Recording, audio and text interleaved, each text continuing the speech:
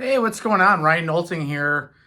We are going to do another episode of the Winter Warm-Up Show. We did a show last week regarding 2023 free agency. We talked about a couple of the trades that have happened in baseball. Today, we're going to do my starting lineup of players that I've seen either on TV or in person.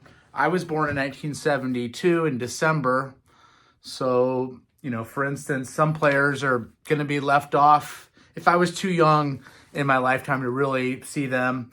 Some of these picks are, I don't think there's anything really controversial here. It's my opinion. And I'm going to try to back up some of it with stats. But we're going to create a starting lineup. We are going to use a DH. I am going to have a right-handed and left-handed guy off the bench to hit. I'm also going to have a starting 5 pitchers and 2 relief pitchers. And we are going to start off in left field. We are going to rank it down to here in a starting lineup. We're going to put Rickey Henderson in left field. Rickey Henderson, of course, came up with the Oakland Athletics in 1979. He played all the way until 2003. He was a 10-time All-Star. He was the MVP in 1990. His stats in 1990, 119 runs. He batted .330. He had 28 home runs, 65 stolen bases, and he had an OPS of over 1,000. He had 1,400 stolen bases in his career, actually 1,406. He had 50 stolen bases 14 times in his career. He hit 297 home runs. That year that he won the MVP, he batted 325. The guy scored 2,295 runs in his career. He was just a force to be reckoned with. A leadoff guy that could hit a home run. He's my leadoff guy, Rickey Henderson, leading things off. Pete Rose is going to be my second baseman, and he's going to bat second. Of course, Pete Rose is the all-time hits leader. He had 4,256 hits. He had doubles. He was a doubles machine. Over 700 doubles, 746 doubles, had a 303 lifetime batting average. He was an all-star at 5 different positions. Think about that. Left field, right field, second base, third base, and first base. He played until 86. He was my favorite player when I was a kid. He became on my radar when I was 8 or 9 years old. The Philadelphia Phillies won the World Series in 1980. That's the first World Series that I remember. Pete Rose was a huge part of that. The Phillies had never won a World Series up until 1980, and Pete Rose is the reason they got over the edge there. He was the 73 MVP. He won 3 batting titles. The guy was unbelievable. 16-time All-Star, 1963 Rookie of the Year. He was the last player manager in baseball. His nickname was Charlie Hustle because he always hustled. That's why he's in this 2-hole in my lineup. So you got Rickey Henderson, Pete Rose, and we're going to put Mike Trout in center field. Okay? Mike Trout has been in the league for 10 years. This might be kind of controversial since there are guys that have played full careers. But Mike Trout, what has he not done? He's a 3-time MVP, okay? He's been playing since 2011. He won the Rookie of the Year. He's a 30-30 club member. 30-30 is 30 home runs and 30 stolen bases in the same season. He did that in 2012. He's led the league in WAR, wins above replacement, the first 5 seasons of his career. He has a lifetime OPS of over 1,000. He was a runs champion 3 straight years. That's only been done by a few players in the history of baseball. Albert Pujols and Pete Rose being that. So I got Mike Trout in center field. So Rickey Henderson, Pete Rose, Mike Trout. Who's going to do the cleanup hitting? Well, Albert Pujols is going to be that guy. And he's going to play first base on my team. Albert Pujols Albert Pujols just retired. He played for the Cardinals, came up in 01. He was taken like in the 30th round of the draft. He was kind of a guy that nobody really had on the radar. He came in, won the Rookie of the Year in 2001. Think about that. He played with Mark McGwire in his rookie year and then finishes up, on a team with Goldschmidt and Arenado. Albert Pujols passed Babe Ruth for number 2 in RBIs with over 2,000. I think he had 2,218 RBIs. He had a 296 lifetime batting average. He won 2 Gold Gloves. He won 3 MVPs. He hit 3 home runs in a World Series game. Up to that point, only Babe Ruth and Reggie Jackson had done such a thing. He was a clutch player. He was an 11-time All-Star. He won 2 World Series. He was in 3 World Series overall. He had 30 home runs in each of his first 12 seasons. Think about that. That had never been done before. Albert Pujols, listen to his 2003 season. 137 runs, 212 hits, 51 doubles, 43 homers, 124 RBIs, and he batted .359. I mean, just unbelievable. He should have won more MVPs, but Barry Bonds was playing, and Barry Bonds was taking all those MVP awards. Albert Pujols is batting cleanup in my lineup. Who's next? But Vladimir Guerrero Sr. Vladimir Guerrero Sr. came up in 1996. He played all the way to 2011. He was a right fielder. Primarily, he had an absolute cannon in right. He's going to play right field for me. He was a good fielder. He batted .318 for his career. I was thinking about Dave Parker here, but I went down and looked at the stats. I mean, Dave Parker had a cannon in right field. Think about the 81 All-Star game when he threw that guy out at home plate. Who did he throw that ball at home plate to? Hint on my list. 2,590 hits in his career, 449 homers. He's a Hall of Famer. He got inducted in 2018. He was the 2004 MVP. He was a 9-time All-Star. He had 100 RBIs, 10 different seasons. He had a cannon, like we said. He was a 2-time 30-30. Again, 30 stolen bases and 30 home runs. He did that in 2002. He actually had 39 home runs and 40 stolen bases. So he was 1 homer away from a 40-40 club, which I think has only been done one other time, maybe 2. Maybe Alex Rodriguez and Jose Canseco both have done that. He once hit a home run on a pitch that hit the ground first, and it hit the ground first, and then he swung and hit it off the ground for a home run. Bad ball hitter, almost 1,500 RBIs. He had 1,496. He is my number 5 hitter, Vladimir Guerrero. Third base, and hitting number 6 in my lineup, Nolan Arenado. Again, he's only been in the league for 10 years, but what has he done in those 10 years? He's won 10 Gold Gloves. Okay. I live in St. Louis. I'm a Cardinal fan. Before Arenado, we had Scott Rowland, who was the best defensive third baseman I had ever seen. Nolan Arenado is better than that. He can also hit for average. He can hit for power. He's a leader. Let's talk about some of his stats.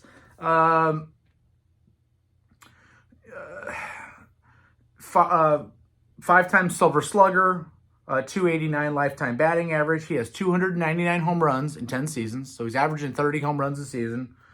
He has 968 RBIs in 10 seasons, so averaging 96 RBIs. He's a 7-time All-Star. He's won the Platinum Glove Award 6 times, which is a record. I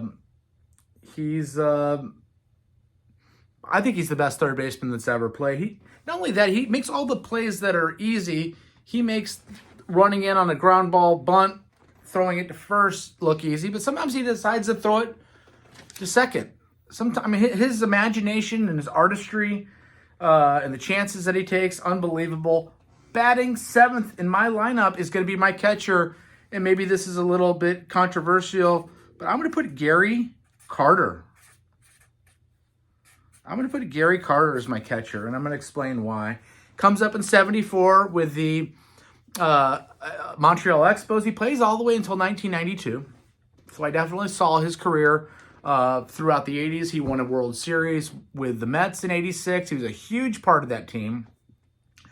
He was an 11-time All-Star. He won 3 Gold Gloves, 5-time Silver Slugger. They called him the Kid. That was his nickname. He had 324 home runs as a catcher. That's incredible. 1,225 RBIs. He was a winner. He's only the 4th person ever in Mets history to be a captain of the team. He led the league in RBIs in 84 with those 106. His numbers retired with the Mets and with the Montreal Expos. His career with the Montreal Expos, when they had those loaded teams in the late 70s and early 80s, I mean, yeah, he won the World Series with the Mets, but Gary Carter was incredible. You know, I could have put Ivan Rodriguez here, Pudge Rodriguez, if you will. I didn't. I could have put Molina here because Molina is probably the best defensive catcher. I put Gary Carter because of those home runs, because he played in an era where steroids weren't as prevalent. So that being said, Pudge is not on my list just because I wonder sometimes about some of these players. So my DH, and I am going to have a DH because there's no reason to have a pitcher, Tony Gwynn. Tony Gwynn's my DH. If I can spell any of these guys' names. So he's my DH. What did Tony Gwynn not do? Tony Gwynn played from 82 to 2001. He was on 2 World Series teams, the 98 team that lost the Yankees and the 84 team that lost the Tigers. He had a .338 lifetime batting average. He won 8 batting titles. He had 3,100 hits. He was a 15-time All-Star. He never hit below .309.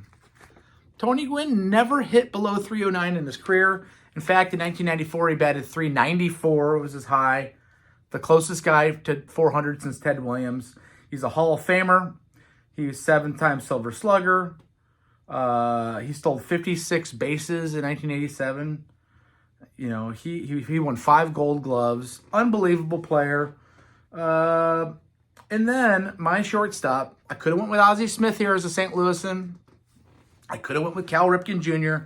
But you know what? I went with a guy that was a winner. And because I have a DH, he also had some speed. And I'm going to put him at 9 so we can wrap around with some speed. I'm going to put Derek Jeter at shortstop. Derek Jeter was a winner. Played from 1995 all the way through like 2012, I think. He was a 14-time All-Star. He won 5 World Series. He was a Rookie of the Year in 96. 5 Gold Gloves, so he was not a slouch in the field either. Hall of Famer, 3,465 hits, 544 doubles, 358 stolen bases. He was a winner. He was a clutch player. He was classy. He was the Yankee captain. Okay, so we have our starting lineup. Ricky Henderson, Pete Rose, Mike Trout, Albert Pujols, Vladimir Guerrero, Nolan Arenado. Catching, we have Gary Carter, Tony Gwynn as DH, and we have Derek Jeter at short. Here is my bench. I'm going to put Don Mattingly as my left-handed pinch hitter. So Don Mattingly, Don Mattingly played from 82 to 95. They called him Donnie Baseball. He was the captain of the Yankees from 91 to 95. He was a 6-time All-Star. He won the MVP in 85. He won the batting title in 84. You know, his numbers were down because he slipped in the shower in the early 90s and hurt his back. He had chronic back problems. Listen to his numbers in 1986. 117 runs, 238 hits, 53 doubles, 31 homers, 113 RBIs, and he batted .352. Won the Gold Glove, was an All-Star, and had a .967 OPS. 14 seasons, 222 home runs, almost 1,100 RBIs, batted .307 for a career, and had 2,153 hits. I hope he gets in the Hall of Fame. He had 442 doubles. Don Mattingly is going to be my left-handed hitter, and Kirby Puckett is going to be my right-handed hitter. Kirby Puckett played 12 years, also a short career. He had glaucoma. He woke up in spring training. He was a rookie in '84. He woke up in spring training in 1996 and could not see out of his right eye. He was diagnosed with glaucoma, and he retired. He was a 10-time All-Star. He won 2 World Series. He made an incredible catch in the World Series, and he had a walk-off Game 6 World Series home run, and they won the World Series the next day. 6-time Gold Gloves, awesome player in the field. 6-time Silver Slugger, Hall of Famer in 2001. 318 career batting average, 2,304 hits, 207 home runs, 1,085 RBIs. He had 190 hits 7 times, 190 hits or more, 7 different times. Just an amazing player. But batted .339 and '89. He was a doubles machine, a triples machine. Dennis Martinez broke his jaw and hit him in the face in the 1995 season, and that kind of ended that. That was the last thing he ever did. He did not come back in 96 after getting hit in the face. I don't know if it contributed to the glaucoma. My pitching staff, Nolan Ryan. Okay, Nolan Ryan was nicknamed the Ryan Express. He pitched from 66 to 93. Okay, 1966. One of the few guys, along with Ricky Henderson and some other guys, that played in 4 different decades, 60s, 70s, 80s, 90s. He was dominant until the end. He once struck out 383 guys in a season. He had 7 no-hitters. Listen to this, 7 no-hitters, 12 one-hitters, 18 two-hitters, and 31 three-hitters. He had 6 300 strikeout seasons. He was an 8-time All-Star. He won the World Series with the Mets in '69. He's a Hall of Famer. He struck out 5,714 guys. That's about twice as many as Adam Wainwright has struck out. You know, he had a 3.19 career ERA. He won 324 games. 324 games. The Angels, the Astros, and the Rangers have retired his number. He had 7 no-hitters. Think about that. That's insane. Greg Maddux. Right? Greg Maddux was unbelievable. Came up with the Cubs in '86. Played till 2008. So he played from the 80s all the way to modern times. Won 355 games. It's the most wins by anybody in the modern era besides Warren Spahn. He had 3.16 lifetime ERA, 3,300 strikeouts, 8-time All-Star. Listen to this, 18 Gold Gloves. Greg Maddux on my list. 18 Gold Gloves. From 92 to 98, listen to his ERAs. 2.18, 2.36, 1.56, 1.63, 2.72, 2.20, and 2.22. That's from 92 to 98. Just dominance. 17 straight seasons with 15 wins. Just incredible. Randy Johnson, the big unit, is my next guy. Left-handed pitcher. He was 6'10". He had a perfect game and a no-hitter. He was completely dominant. He once struck out 372 guys in a season. That's not, the record's 383. 10-time All-Star, 5 Cy Young Awards, Triple Crown in 2002. What is the Triple Crown? It's where you lead the league in ERA, wins, and strikeouts. It's been done only a few times. He had a perfect game in 2004. In 2002, he was 24-5 with a 2.32 ERA and 334 strikeouts. The big unit pitched from 1988 to 2009. He won 300 games, had a 3.29 ERA and 4,800 strikeouts. Coming in next, Max Scherzer. Of course, Max Scherzer still pitches. He pitches for the New York Mets, who've now added Justin Verlander. Let's talk about his career. Came up in '08 with the Tigers. Came up in '08 with the Diamondbacks. Goes to the Tigers. His lifetime record is 201 wins with 102 losses. He has the 3.11 lifetime ERA. He already has over 3,000 strikeouts. He's 7 short of 3,200. 8-time All-Star, 3 Cy Young Awards. He's pitched 2 no-hitters. He had 2 no-hitters in 2015. He's had immaculate innings. What is an immaculate inning? Is when you strike out 3 guys with 9 pitches. He's done that 3 times. Only Sandy Koufax and Sale from Boston have done that 3 times, having immaculate innings. He's led the league in wins 4 times. Max Scherzer. And finally, my starting 5 is going to be rounded out by Pedro Martinez. He was a dominant pitcher. Just incredible. He pitched from 92 to 09. Came up with the Dodgers. Most famously known for pitching for the Boston Red Sox. He was 219 wins and 100 losses. He had a 2.93 lifetime ERA. He struck out 3,154 guys. He was an 8-time All-Star. He won the Triple Crown in '99 with a 23-4 with a 2.07 ERA and 313 strikeouts. Sick. Listen to this ERA run from 97 to 03. Okay, so 1997 to 03, 1.90, 2.89, 2.07, 1.74, 2.39, 2.26, and 2.22. Complete dominance. You're dominating your position. 5-time ERA champion, 3-time Cy Young, 4th best winning percentage in the history of baseball. That's my starting 5. I got Nolan Ryan, right-hander. I got Maddox, right-hander.